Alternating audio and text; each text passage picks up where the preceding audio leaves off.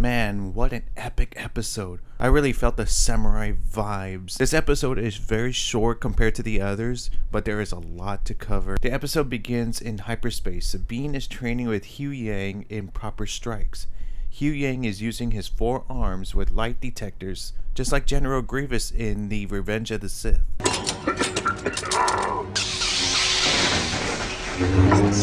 That measures Sabine's strikes whenever he does a call out. This is a huge reference to when Kanan was training Sabine in Rebels. 1, 2, 3, 4, 5, 6. Also in the Book of Boba Fett, when Din Djarin was training with the Armorer.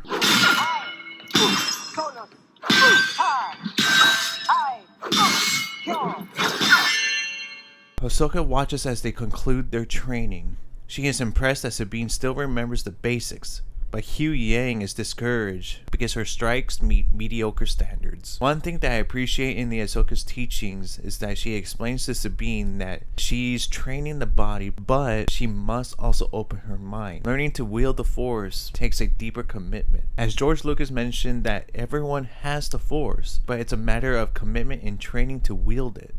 Just like karate. Ahsoka hands Sabine a helmet that blocks her vision, just like in the movie A New Hope when Obi-Wan gives Luke a helmet that blocks his vision to train. Ahsoka wants her to anticipate the opponent's movement. Also, it gives a samurai feeling as if the master is teaching the apprentice about patience and dedication. Ahsoka tests Sabine's patience by moving around and for Sabine to find her. Sabine struggles at first, but once she started lowering her strong-headedness, she was able to flow for a brief second. She becomes more aggressive and frustrated. Ahsoka lightly taps her foot and Sabine tumbles. Ahsoka tells her anger and frustration are quick to give power, which causes unbalance. After the title is shown, the New Republic is seen flying in space, as Hera has a meeting with the Republic chancellors, which included Mon Mothma. Hera gives her report on the incident in the shipyard that was filled with Imperial loyalists. The main reasoning of their meeting, she wants to provide aid to Ahsoka and Sabine by sending her fleet to Cetos. The chancellors are blinded by her report, especially since there's speculation that Thrawn is still alive and that loyalists are finding a way to find him. They strongly believe that Thrawn is dead alongside with Ezra. This is a perfect perception that the New Republic hasn't learned a thing, especially from the history of the Old Republic. Hera has a personal argument with the chancellors about being involved in the war, which dismiss her for a brief private discussion. Hera walks out and meets up with Jacen, her son. Jacen is the son of Hera and Kanan, which Kanan never met because he sacrificed himself to save the Phoenix Squadron. This is the first time that we see Jacen since the finale of Rebels. It's great to hear that he is very close to Sabine and wants to become a Jedi. Maybe Kanan's bloodline runs deep in Jacen in order for him to become a Jedi, but for certain, he will become an ace pilot. Ahsoka and Sabine have a brief conversation in which Sabine is a great fighter, but not a Force wielder. Sabine displays impatience when she hopes to expedite her training, but Ahsoka says that the Force is within everyone and it takes time. This is a little snippet from Yoda's training to Luke. For my ally is the Force, and a powerful ally it is. Life creates it, makes it grow. Its energy surrounds us and binds us. Luminous beings are we, not this crude matter. You must feel the Force around you. Here, between you, me, the tree, the rock, everywhere. Yes, even between the land and the ship. Sabine asks Ahsoka, why doesn't everyone use the Force to fight? Which Ahsoka responds, it takes talent, training, and focus that truly defines someone's success.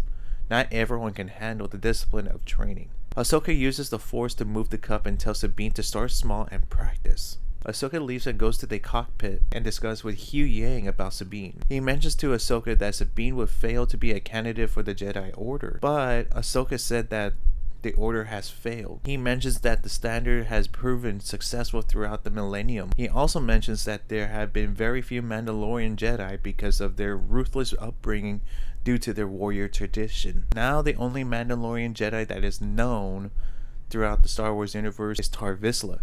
Tar Vizsla is a Mandalorian Jedi who constructed the Darksaber. When he died, the saber was stored in the Jedi Temple until the Mandalorian House Vizsla invaded the temple and stole the Darksaber. They made the Darksaber a symbol of leadership. Hu Yang continues to mention that Ahsoka came from a long line of non-traditional Jedi, meaning that Ahsoka did not go through the normal trials on moving up the ranks, because she was tossed into the war under the mentorship of Anakin Skywalker. Anakin trained her on proper ways of survival compared to the normal Jedi trials. Hu Yang believes that Sabine will learn well since she would be considered as a non-traditional Jedi as well. Back to Sabine, she tries to move the cup and mentions that the Force is within all of us. Almost the same as Chirrut Imwe from Rogue One. Ahsoka calls for Sabine to hear Hera's message. Hera explains to them that she wasn't granted permission to aid Ahsoka and Sabine in investigating Morgan's plan on Cetos, but her message was cut since it was being jammed, and they came out of hyperspace but at their destination. Hu Yang mentions that he can sense the ship, the Eye of Sion, but he also senses another large object that he cannot detect. Then alarm rings that the enemy ships are coming in their direction.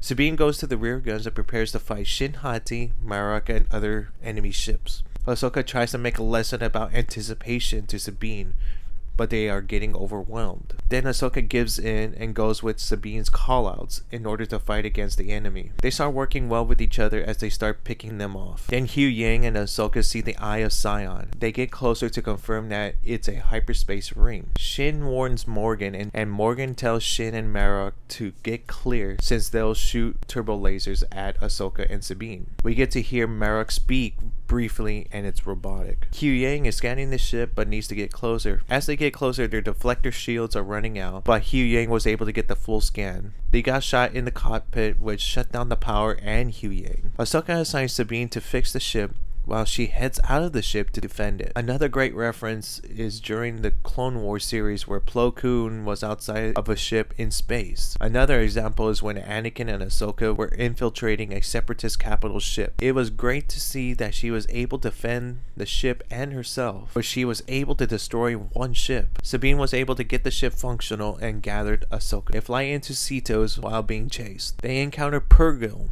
and use them to lose Marok and Shin. The Purrgil are space whales that have the capability to travel into hyperspace. They were the species that took Thrawn and Ezra into hyperspace from Lothal, which concluded the Battle of Lothal. Ahsoka and Sabine escaped from Shin and Marok and landed in the forest. Hu Yang was able to reboot. Shin and Marok flew by and were ordered to return. Hu Yang reports that the ring has 6 hyperdrives, with the final one being installed. The ring has the capability of hyperspace jump of astonishing speed and distance that can travel to a nearby galaxy. Baylan orders some of his troops to find Ahsoka and Sabine in the forest, which concludes the episode.